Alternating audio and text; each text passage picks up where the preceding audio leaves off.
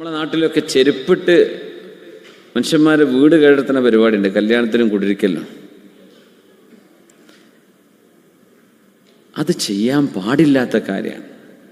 Shoe ഇട്ടിട്ടും ക്യാമറാമാനും അല്ലാത്തവരും കുട്ടികളും പെണ്ണുങ്ങളും ആണുങ്ങളും ചെരുപ്പും ഷൂവും സർവ്വ മണ്ണും ചളിയിട്ടിട്ടൊരു പുതിയ വീടൊരു മനുഷ്യൻ കയറ്റി എല്ലാവരും വിളിച്ചിട്ടൊരു ഭക്ഷണം കൊടുക്കുക സന്തോഷത്തിന്.